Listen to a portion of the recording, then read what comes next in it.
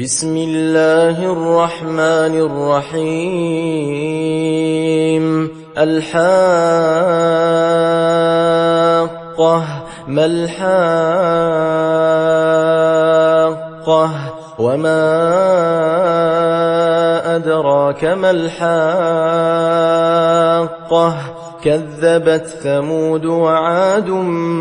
بالقارعة فأما ثمود فأهلكوا بالطاغية وأما عاد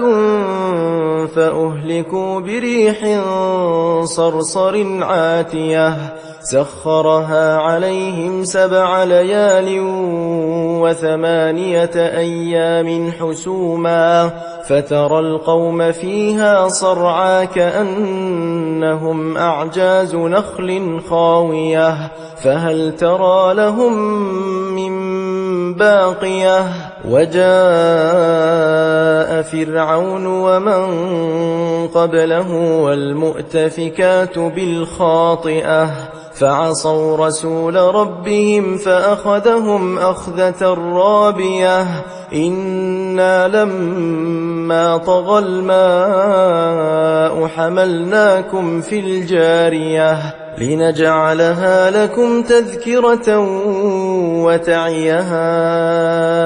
أذن واعية فإذا نفخ في الصور نفخة واحدة وحملت الأرض والجبال فدكتا دكة واحدة فيومئذ وقعت الواقعة وانشقت السماء فهي يومئذ واهية والملك على أرجائها ويحمل عرش ربك فوقهم يومئذ 8 يومئذ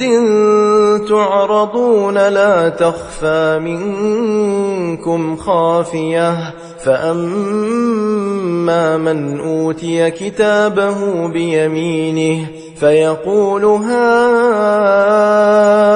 اقرءوا كتابيه إني ظننت أني ملاق حسابيه فهو في عيشة راضية في جنة عالية قطوفها دانية كلوا واشربوا هنيئا بما أسلفتم في الأيام الخالية وأما من أوتي كتابه بشماله فيقول يا ليتني لم أوت كتابيه ولم أدر ما حسابيه يا ليتها كانت القاضية ما أغنى عني ماليه هلك عني سلطانيه خذوه فغلوه ثم الجحيم صلوه ثم في سلسلة ذرعها 70 ذراعا فاسلكوه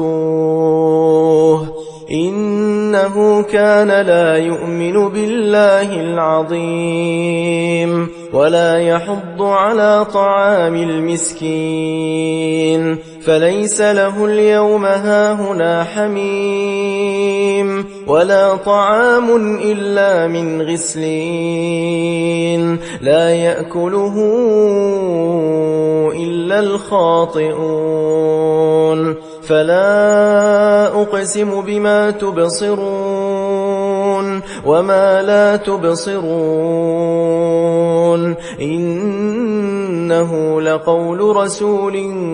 كريم وما هو بقول شاعر قليلا ما تؤمنون ولا بقول كاهن قليلا ما تذكرون تنزيل من رب العالمين. ولو تقول علينا بعض الأقاويل لأخذنا منه باليمين ثم لقطعنا منه الوتين. فما منكم من أحد عنه حاجزين. وإنه لتذكرة للمتقين وإنا لنعلم أن منكم مكذبين وإنه لحسرة على الكافرين وإنه لحق اليقين. فسبح باسم ربك العظيم.